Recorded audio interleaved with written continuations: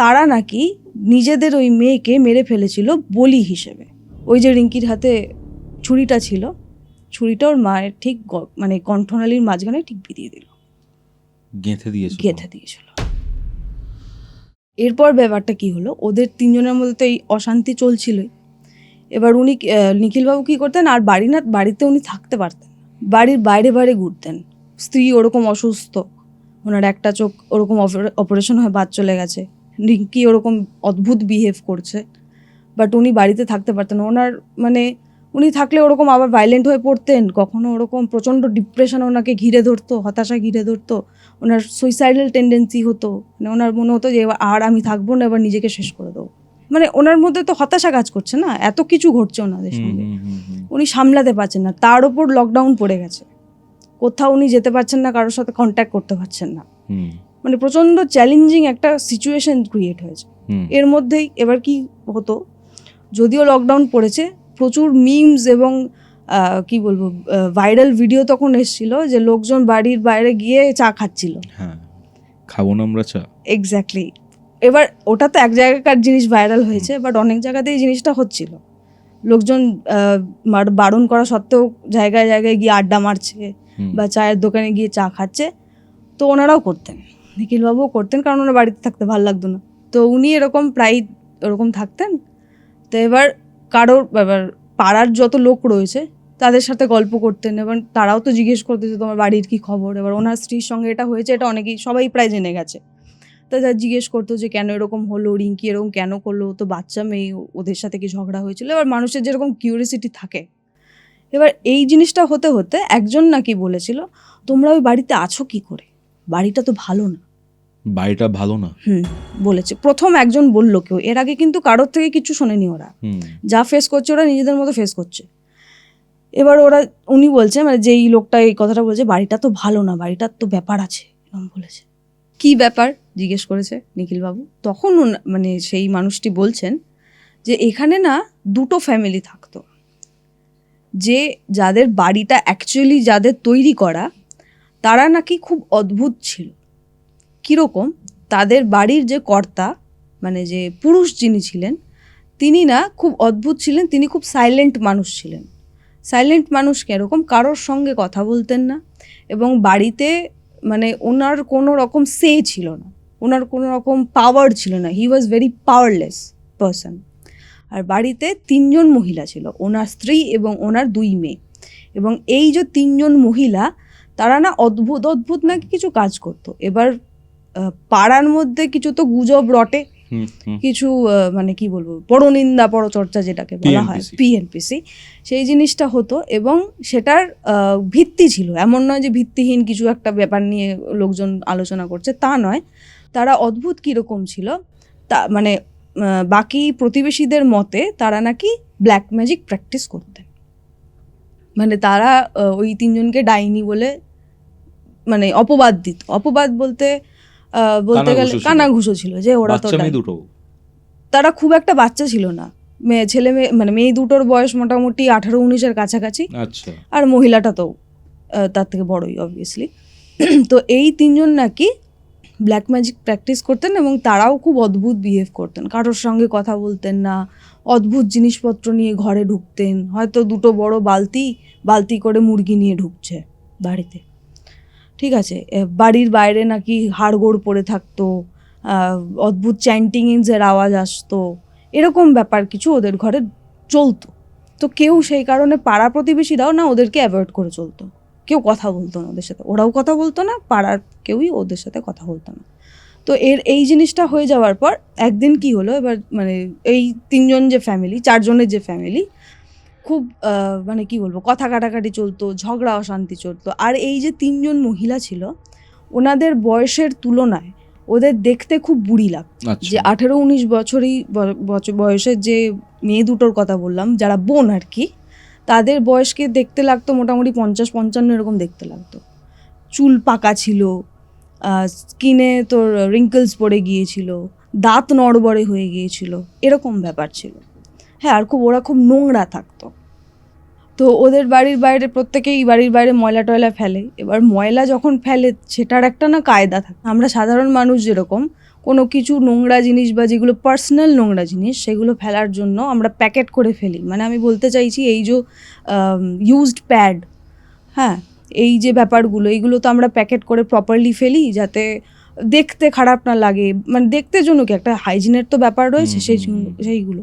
এবার ওরা নাকি বাড়ির বাইরে এই জিনিসগুলো ফেলে রাখতো।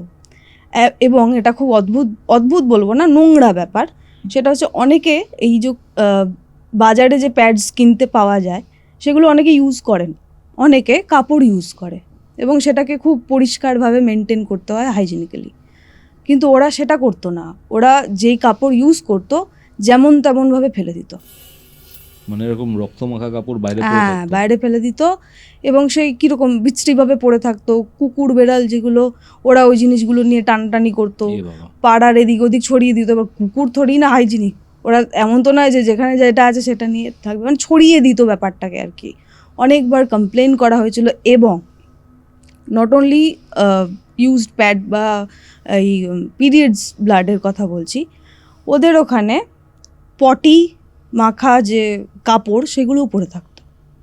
কি বলছি? এবার ওদের বাড়িতে কোনো বাচ্চা নেই, যদি ছোট বাচ্চা থাকতো তাহলে এটার এক্সপ্লেনেশন ছিল যে হ্যাঁ ছোট বাচ্চার কাঁথা বা কিছু একটা হাগিস টাইপের কিছু একটা রয়েছে যেখানে বাচ্চাটা পটি করে সেটা ফেলে। বাট এরা তো সবাই অ্যাডাল্ট, ওটা কোথা থেকে আসছে, কার আসছে? ঠিক আছে, এই জিনিসগুলো বাইরে ফেলে রাখতো, পাড়া থেকে কমপ্লেন যেত, ওরা কোনো রকম কনভারসেশনেই যেত না। মানে তুই যদি কোনো কমপ্লেন করিস হয় সেটা মানে কিছু একটা তো কনভারসেশন হবে, ওরা নাকি চুপচাপ শুনতো, ফ্যাল করে তাকিয়ে থাকতো। হঠাৎ মানে অনেকক্ষণ বলার পর খুব বেশি হলে হয়তো দুটো গালাগাল দিয়ে ভেতরে চলে যেত, আর কিছু কথা বলতো না। তো এই জিনিসটা অনেক বছর ধরে ওরা ছিল, এই জিনিসগুলো করতো। করার পর ওরা একদিন মানে কোনো কারণ ছাড়াই, কেউ জানে না কেন, কারণ হয়তো কিছু ছিল বাট পাড়া প্রতিবেশী কেউ জানে না, ওরা একদিন হুট করেই রাতারাতি ঘর ছেড়ে চলে গেছিল। তারপরে আরেকটা ফ্যামিলি আসে, বাবা মা এবং একটি মেয়ে। মানে বাড়িটা বেঁচেই চলে গেছে? বেঁচে দিয়েছে নিশ্চয়ই, ওই জন্য কেউ অন্য একজন এসছে। তো তারা যখন এলো, খুব সুন্দর ফ্যামিলি, খুব নর্মাল ফ্যামিলি, তারা সবার সাথে কথাবার্তা বলতো, বাচ্চাটা খেলতো পাড়ায়, ওর বাড়ি যেত, খুব স্বাভাবিক সুন্দর একটা ফ্যামিলি ছিল। কিন্তু তারপরে যেটা ওরা লক্ষ্য করা শুরু করলো, এই যে বাবা মা যে দুজন ছিলেন তারা না মেয়েটাকে অসম্ভব অত্যাচার করা শুরু করলো। আচ্ছা, হ্যাঁ, প্রথমে তো তাদের একেবারে নয়নের মণি যেরকম হয়, নিজের মেয়ে, মানে ভালোবাসা বল, শাসন বল, সব কিছু নিয়েই একটা সুন্দর ফ্যামিলি। কিন্তু তারা লক্ষ্য করা শুরু করলো ওই মেয়েটিকে দুজনে মিলে প্রত্যেক দিন অকথ্য অত্যাচার করতো, পেটাতো মানে ব্রুটালি পেটাতো। আর মেয়েটা চিৎকার করে কান্নাকাটি করতো। পাড়ার লোক এসে বলতো, কেন আপনার এরকম মেয়েটাকে এরকমভাবে মারছেন কেন? ও যদি কিছু অন্যায় করেই থাকে, ছোট্ট একটা মেয়ে, ওকে এইভাবে কেউ মারে? হ্যাঁ বোঝান, এইভাবে কেউ মারে নাকি? এরকম করতো। ওই বাড়ির বাইরে যে বললাম না উঠোন টাইপের ছিল, ওখানে নিয়ে ফেলে পেটাতো মেয়েটাকে। তারপর যেটা হওয়া শুরু করলো, ওরাও নাকি ব্ল্যাক ম্যাজিক করা শুরু করেছিল ওই যে বাবা মা। এবং তারপর একটা খুব খারাপ ঘটনা ঘটে, তারা নাকি নিজেদের ওই মেয়েকে মেরে ফেলেছিল বলি হিসেবে, বলি দিয়েছিল মেয়েটাকে। মানে বোঝাতে পারছি ব্যাপারটা কি করেছিল? বাড়িতে ব্ল্যাক ম্যাজিক প্র্যাকটিস করতো, ওই যে বাচ্চা মেয়েটিকে ওরা নাকি মানে অ্যাকচুয়ালি গলার নলি কেটে ফেলে রেখেছিল বাড়ির মাঝখানে, ঘরের মধ্যে।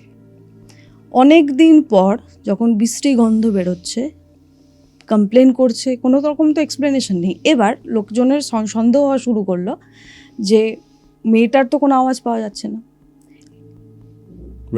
বাচ্চাটা তো এর আগে খেলে খেলে বেড়াতো, ওর বাড়ি যেত, তারপরে ওর ওপর যে মারধর করা হতো, ও কান্নাকাটি করতো, কথা বলতো, মেয়েটা পুরো সাইলেন্ট, স্টপ, মেয়েটার কোনো রকম আওয়াজ পাওয়া যাচ্ছে না। আর বাড়িতে ওরকম বিশ্রী গন্ধ বেরোচ্ছে, ওরা দুজনও বাড়ির থেকে বেরোচ্ছে না, কিন্তু বোঝা যাচ্ছে বাড়িতে আছে কেউ।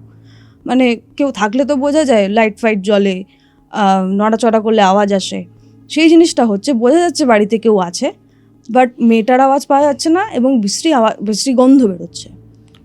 তো পাড়ার যে ছেলেটা লোকেরা, তারা জোর করেই একদিন ঢুকেছে এবং ঢুকে অদ্ভুত জিনিস দেখতে পাচ্ছে। ঘরের ঠিক মাঝখানে, মানে ঘরের প্যাটার্নটা ছিল মাঝখানে ওই বসার ঘর টাইপের একটা ছিল, আর তার চারপাশে রান্নাঘর, দুটো শোয়ার ঘর এরকম টাইপের ঘিরে টাইপের ছিল। ওই যে মাঝখানের যে বড় বসার ঘরটা, ওর ঠিক মাঝখানে বাচ্চাটার শবদেহ পড়ে রয়েছে, অনেক দিন ফুলে মানে পড়ে থাকার জন্য ফুলে গেছে জিনিসটা, পচা গন্ধ বেরোচ্ছে, এবং দেখবি মৃতদেহ ফুলে যাওয়ার পর একটা লিকুইড ছাড়া শুরু করে, যেটা থেকে মেইনলি বিশ্রী গন্ধটা বেরোয়। ওরকম লিকুইড পুরো চারদিকে ছড়িয়ে রয়েছে, পোকা লেগে গেছে, পিঁপড়ে হয়ে গেছে, ম্যাগেটস হয়ে গেছে, বাচ্চাটা ওভাবে পড়ে রয়েছে। এবং বাবা মা দুটো বাচ্চাটার সব দেহর দুপাশে দুজন বসে রয়েছে, দুজন দুজনের দিকে তাকিয়ে বসে রয়েছে, মানে জাস্ট পুতুলের মতো দুজন দুজনের দিকে তাকিয়ে বসে রয়েছে। এই যে এতক্ষণ ধরে পাড়ার লোক দরজা পেটাচ্ছে, দরজা ভেঙে ঢুকে গেছে, ওদের মধ্যে কোনো রকম হেলদোল নেই, ওরা ওরকমভাবে বসে রয়েছে। তো এই জিনিসটা নিয়ে প্রচুর কেস টেস হয়েছিল, ওদের দুজনের জেলও হয়ে গিয়েছিল। তারপরে কি হয়েছিল এক্স্যাক্টলি তো আমার জানা নেই। আমাকে একটা কথা বল, এই বাড়িতে এরকম টাইপের জিনিসপত্র ঘটেছে, এত ব্রুটাল জিনিসপত্র ঘটেছে, তাহলে এরা যখন এলো তারা কোনো ব্যাকগ্রাউন্ড চেক বা এইসব, বা যে এনেছে ধর কোনো ব্রোকার এনেছে বা কিছু করেছে, কিছু না কিছু তো জিনিসপত্র জানতে পারতো ব্যাপারটা। হ্যাঁ, কিন্তু এই যে ঘটনাটা আমি বললাম, এই ব্ল্যাক ম্যাজিক করে মেয়েটিকে বলি দিয়েছিল, এটা ঘটেছিল অনেক দিন আগে, প্রায় 30 বছর আগে ঘটেছিল, 1990s এর দিকটা। হ্যাঁ এক্স্যাক্টলি। যে কারণে তখনকার দিনে সম্ভবত রাজনৈতিক কিছু একটা টানাপোড়েন চলছিল, যে কারণে এই যে কি বলবো, কলকাতার পার্শ্ববর্তী এলাকার যে একটু আউটস্কার্টসের যে ঘটনাগুলো চাপা পড়ে গিয়েছিল। হয়তো লোকাল নিউজে কিছু একটা বেরিয়েছিল, জানা নেই, কিন্তু ব্যাপারটা খুব একটা হাইলাইট হয়নি, খুব একটা কি একেবারেই হাইলাইট হয়নি, কারণ এইরকম একটা ঘটনা যথেষ্ট মানে কি বলবো, সাড়া ফেলে দেওয়ার মতো একটা ব্যাপার, কিন্তু জিনিসটা চাপা পড়ে গিয়েছিল। আর তার মাঝখানে কেটে গেছে 30টা বছর। এই 30টা বছরের মধ্যে প্রচুর সময় দেখ, মানে এগুলো রিচুয়ালিস্টিক ব্যাপার-স্যাপার, মানে খুবই বাজে নেগেটিভ একটা ব্যাপার খুব। এবং বাবা মা নিজের মেয়েকে হত্যা করেছে। তার থেকে বড় ব্যাপার হচ্ছে যে তখন কমিউনিস্ট গভর্নমেন্ট ছিল। হ্যাঁ রাইট। আর এই জিনিসটাকে এস্টাবলিশ ওরা বা কি বলবো এন্টারটেইন করতো না, অবশ্যই না। এবং ঠিকই বলছিস, এর জন্য হয়তো চেপে দিতে পারে, একেবারেই তাই চেপে দিয়েছিল।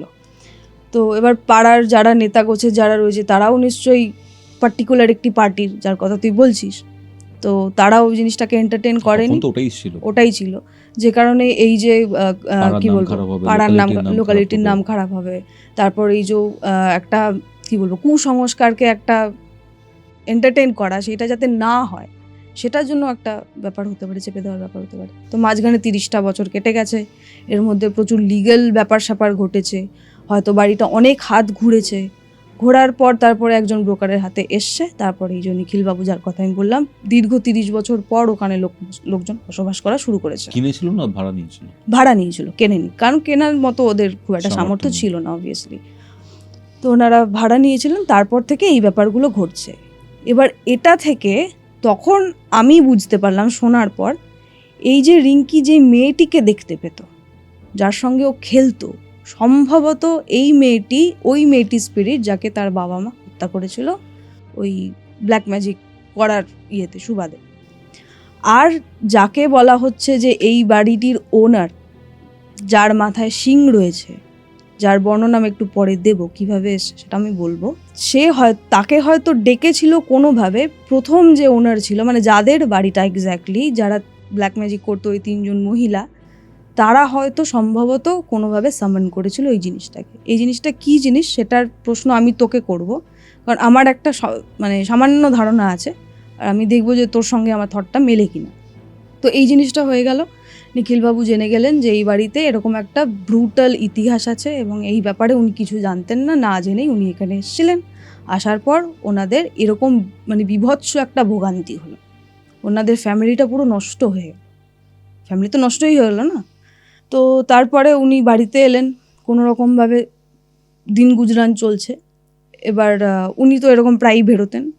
একদিন উনি মানে এরকম সন্ধ্যাবেলা করে বাড়ি ফিরছেন, এই চাটা খেয়ে ফিরছেন, উনি শুনতে পাচ্ছেন বাড়ি থেকে চিৎকারের আওয়াজ আসছে, ওনার স্ত্রী চিৎকার করছে, ওনার মেয়েও চিৎকার করছে। উনি তাড়াতাড়ি করে দৌড়তে দৌড়তে আবার বাড়িতে ঢুকেছেন, ঢুকে দেখছে ওনার মেয়ে হাতে একটা ছুরি নিয়ে ওর মাকে থ্রেট করছে, যে আমি তোমাকে মেরে ফেলবো এরকম একটা ব্যাপার। আর ওর এই যে রিঙ্কির এই যে টেন্ডেন্সিটা, ওর মায়ের চোখ খুবলে নেওয়ার পর এই টেন্ডেন্সিটাও খুব ছিল, বললাম না ভায়োলেন্ট হয়ে যেত। ও বারবার না থ্রেট করতো আমি কিন্তু তোমাকে মেরে ফেলবো। এই জিনিসটা একটা বাচ্চার পক্ষে বলা খুব আনন্যাচারাল ব্যাপার, ঠিক আছে? হ্যাঁ, মানে ডেথ থ্রেট করে না বাচ্চারা, যে আমি তোমাকে মেরে ফেলবো এই কথাটা কখনো বলে না, মাথায় আসবেই বা আসে না বাচ্চাদের। ও কিন্তু এটা করতো। এবার উনি ঢুকে দেখছেন হাতে ছুরি নিয়ে ওর মাকে এরকমভাবে থ্রেট করছে, ওই প্রথম শুরু হলো। এটা প্রায় করতো। আর ওর টেন্ডেন্সি কি থাকতো, এবার ওর মা তো ঘরে বন্দি থাকতো, ঘরটাকে ভেজিয়ে রাখতো, ভেজিয়ে না মানে ভেতর থেকে বন্ধ করে রাখতো যাতে রিঙ্কি না ঢুকতে পারে। ভাবতে পারছিস একটা মেয়ে একটা মা নিজের মেয়ের থেকে নিজেকে লুকিয়ে বেঁচে রয়েছে যাতে আমার মেয়ে আমাকে মেরে না ফেলতে পারে। এটা খুব অদ্ভুত আর প্যাথেটিক ব্যাপার। তো ও কী করতো, রিঙ্কি কী করতো, মায়ের ঘরের সামনে দরজার সামনে বসে থাকতো হাতে ছুরি নিয়ে, যে মা বেরোবে আর আমি মারবো। কেন? ওকে যখন জিজ্ঞেস করতো বাবু তুই কেন এরকম করছিস, নিখিলবাবু যখন জিজ্ঞেস করতেন, অনেক সময় ঝগড়াঝাটি করেও জিজ্ঞেস করতেন বা শান্তভাবেও জিজ্ঞেস করতেন, ও বলতো যে মা চায় এখান থেকে আমাদের নিয়ে চলে যেতে, কারণ ওর মা প্রায়ই নাকি বলতো বাড়িটা ভালো না, আমার এখানে থাকতে ভালো লাগে না, চলো আমরা এখান থেকে চলে যাই। এবার যেহেতু এত কিছু ঘটেছে ওনার সঙ্গে, তো সেই কারণে ও নাকি বলতো আমার মা এখান থেকে আমাকে নিয়ে চলে যাবে, ও চায় না আমরা এখান থেকে যাই, ও তো আমাদের বলেছে আমাদের এখানে থাকতে দেবে, তাহলে কেন মা চলে যেতে চাইছে? সেই জন্য মা বেরোলেই মাকে মেরে দেবো, এরকম একটা টেন্ডেন্সি নিয়ে হাতে ছুরি নিয়ে বসে থাকতো।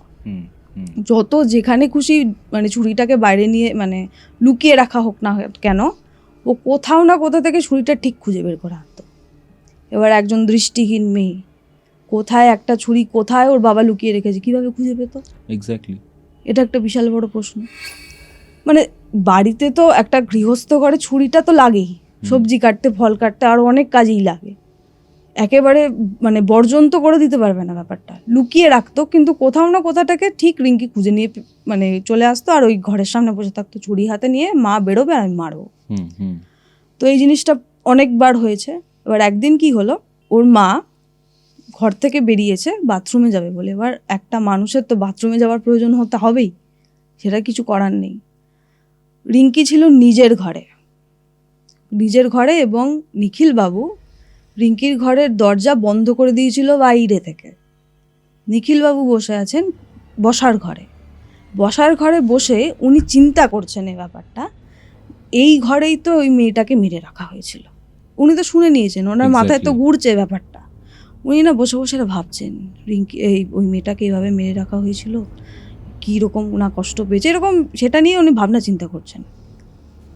প্রথমে উনি আওয়াজ পেলেন স্ত্রীর ঘরের দিক থেকে, ছিটকিনিটা খুললো, স্ত্রী বেরোলেন, উনি বাথরুমে যাবেন। সঙ্গে সঙ্গে আওয়াজ হলো এই দিকে। এই ঘরের দরজা তো উনি বন্ধ করেছেন বাইরে থেকে, সেটা তো খুলতে পারার কথা না, কিন্তু ঝড়াং করে একটা আওয়াজ হয়ে দরজাটা খুলে গেল। আর রিঙ্কি মানে কি বলবো, প্রচণ্ড ফোর্সফুলি ছুটে এসে ওর মায়ের গায়ের ওপর উঠে বসেছে। মানে যেভাবে একটা অনেক সময় হিংস্র কুকুর গায়ে ঝাঁপ দিয়ে ওঠে না, সেরকমভাবে গায়ে ঝাঁপ দিয়ে উঠেছে। এবং ওর হাতে ছুরিটা কোথার থেকে পেলো নো ওয়ান নোস। ওর বাবা কিন্তু লুকিয়ে রেখেছিল, কি করে ওর হাতে এলো, কখনই বা এলো, ওনার কোনো আইডিয়াই নেই। হাতে ছুরি নিয়ে দৌড়ে এলো, মানে খুব ঝড়ের মতন দৌড়ে এসে ওর মায়ের গায়ের ওপর ঝাঁপিয়ে পড়লো হিংস্র পশুর মতো। ঝাঁপিয়ে পড়ার পর ওর মা তো অবভিয়াসলি রেজিস্ট করার চেষ্টা করছে, যে ছেড়ে দে, তুই আমাকে ছেড়ে দে, কেন এরকম করছিস, তুই আমার মেয়ে নোস, হতেই পারিস না, এরকম করে একটা বলছে। তখন নিখিলবাবু প্রথম দেখতে পাচ্ছেন, মানে অদ্ভুত একটা ব্যাকগ্রাউন্ড চলে এসছে। ঘরে আলো জ্বলছিল রাতের বেলা, আলোগুলো না অল্প অল্প ডিম হয়ে আসছে, ভোল্টেজ আপ ডাউন হচ্ছে। এমন নয় কিন্তু মানে জ্বলছে নিভছে তা নয়, কমছে, খানিকটা বাড়ছে, আবার কমে আসছে, আবার খানিকটা বাড়ছে, এরকম হচ্ছে। এইরকম একটা, যেই কারণে আলো আধারির একটা পরিবেশ তৈরি হচ্ছে। এই সময় উনি ফার্স্ট টাইম দেখতে পেলেন রিঙ্কির পেছনে একটা অদ্ভুত অবয়ব। একবার দেখেছিলেন ওই যে ছায়ার মতন ব্যাপারটা, ওটা তো পুরো ব্ল্যাক ছিল, আর একটা গরর করে আওয়াজ পেয়েছিলেন, গ্রাউলিংয়ের আওয়াজ পেয়েছিলেন, কিন্তু প্রপার কোনো অবয়ব তিনি দেখেননি বা মূর্তি কোনো দেখেননি। এই প্রথম উনি দেখতে পেলেন একটা অদ্ভুত মূর্তি, যেটা কিনা উনি ওনার মানে জীবদ্দশায় কখনো এরকম মূর্তি কল্পনাও করেননি, বা এরকম মূর্তি কখনো এক্সিস্ট করে বলেই উনি জানতেন। উনি কি দেখলেন, রিঙ্কির ঠিক পিছনে, রিঙ্কি তো ওর মায়ের গায়ের ওপর চড়ে রয়েছে, রিঙ্কির ঠিক পিছনে এমন একটা মূর্তি যার মুখটা ছাগলের মতন মুখ, দেহটাও কিছুটা পশুর মতোই, হাত দুটো কিন্তু মানুষের মতো কিন্তু পা দুটো ছাগলের মতো, এবং তার খুর রয়েছে। রিঙ্কির পিছনে ওই জিনিসটা দাঁড়িয়ে রয়েছে এবং তার চোখগুলো অনেক মানে দুটো চোখ নয়, ছাগলের যেরকম দুটো চোখ থাকে মানুষের মতোই, তার এই কপালের দিকে বা চোখের মেইন চোখের দুই দিকেও আরও অনেকগুলো চোখ রয়েছে, আচ্ছা, কিছুটা মাকড়সার মতন। উনি ওই জিনিসটা দেখে না, উনি যে গিয়ে বাধা দেবেন রিঙ্কিকে, উনি ভয়ের চোটে সেটাও আর করতে পারছেন না। উনি তো হতভম্ব হয়ে গেছে ওই জিনিসটা দেখে, এবং ওর মা চিৎকার করছে, ও কি ওর মুখটা ওরকম ছাগলের মতন কেন হয়ে যাচ্ছে। মানে দুটো আলাদা মানুষ, তার দুটো আলাদা মানুষের পার্সপেক্টিভ আলাদা হচ্ছে। ওকে ওকে ওকে ওকে ওকে ওকে মানে রিঙ্কির বাবা দেখতে পাচ্ছে রিঙ্কির পিছনে ওই ছাগলের মুখওয়ালা একটা অবয়ব দাঁড়িয়ে রয়েছে, আর রিঙ্কির মা দেখতে পাচ্ছে রিঙ্কির মুখটাই ওরকম হয়ে যাচ্ছে। মানে ওনার গায়ের ওপর একটা অদ্ভুত ডিমন রয়েছে। আমি যদি তোকে ডেমনিকই বলবো ওই ব্যাপারটাকে, কারণ মানুষ তো ওরকম দেখতে হয় না অবভিয়াসলি। তো ওরকম একটা যে ডেমনিক একটা ফিচার ওর মেয়ের মধ্যে চলে আসছে, ওর মা ওটা দেখতে পাচ্ছে। মানে দেখতে পাচ্ছে দুজন সেম জিনিস, কিন্তু দুজনের পিওভি আলাদা। একজন দেখতে পাচ্ছে রিঙ্কির পেছনে, একজন দেখতে পাচ্ছে রিঙ্কি ওটা। তো উনি তো একটু হকচকিয়ে গেছে, উনি তো কিছু করতে পারছে না, নিখিল বাবুর কথা বলছি। এর মধ্যেই যেটা হয়ে গেল, ওই যে উনি খানিকক্ষণ পজ হয়ে গেলেন, এই একটা ভুলই বলবো, ভুলও ঠিক বলা উচিত না, কারণ ওনার দিক থেকে দেখতে গেলে তো একটা খুব শকের ব্যাপার না। তো উনি যে ওই রেসপন্স করতে খানিকক্ষণ দেরি করে ফেললেন, ওতেই সর্বনাশটা হয়ে গেল। কেন? ওই যে রিঙ্কির হাতে ছুরিটা ছিল, ছুরিটা ওর মায়ের ঠিক মানে কণ্ঠনালীর মাঝখানে ঠিক বিধিয়ে দিল, গেঁথে দিয়েছিল। এবং এই জিনিসটা হওয়ার পর অবভিয়াসলি কারোর পক্ষে বাঁচা সম্ভব নয়। খুবই আনইজি ঘটনা। এবার বাড়ির ছুরি কতই বা বড় হয়, মোটামুটি একটা সবজি ফল কাটার মতো, বাট অত ফোর্সে যদি কেউ কণ্ঠনালীতে বিধিয়ে দেয় একজন মহিলার, তার পক্ষে বাঁচা সম্ভব নয়। এবং উনি দেখেছিলেন মানে বিধিয়ে দেওয়ার পর মানে হাতটা কীভাবে নাড়াচ্ছে, মানে যাতে কোনোভাবেই বাঁচতে না পারে। তো এই জিনিসটা হওয়ার পর বিশাল একটা কেওস শুরু হলো অবভিয়াসলি। হওয়ার পর পুলিশ কেস হলো, এবং একটা মেয়ের পক্ষে, একটা বাচ্চা মেয়ের পক্ষে এই জিনিসটা সম্ভব বলে কেউ বিশ্বাস করলো না। মানে দোষটা কার ঘাড়ে পড়লো? নিখিলবাবু অ্যারেস্ট হলেন, তিনি এখনও অবধি জেলেই রয়েছেন। এবার তখন যেহেতু বললাম লকডাউন চলছিল, সে কারণে উনি কোনো রকম মানে কোর্টও তো বন্ধ ছিল তখন, অনলাইন হিয়ারিং হচ্ছিল। এবার দেখ, উকিলদের ফিস যথেষ্ট বেশি হয়, ভালো উকিলদের ফিস যথেষ্ট বেশি হয়, এবং উনি একজন সাধারণ মধ্যবিত্ত ঘরের মানুষ, খেটে খাওয়া মানুষ। লকডাউনের জন্য ওনার স্যালারি অবধি বন্ধ ছিল, কারণ অফিস টফিস সব বন্ধ, যে কারণে উনি এফোর্ড করতে পারছিলেন না কোনো রকম উকিল, ভালো উকিল কাউকে এফোর্ড করতে পারছিলেন না। উনি ওনার মানে পরিবারের অন্য কারোর থেকে অনেক সময় ধার টার নিয়েছিলেন, কিন্তু কতদিন আর চালাবেন উনি খুব একটা মানে করতে পারেন, মানে নিজেকে ইনোসেন্ট প্রমাণ উনি করতে পারেননি। আর তো কেউ নেই ঘরে, ওই একটা বাচ্চা মেয়ে আর উনি।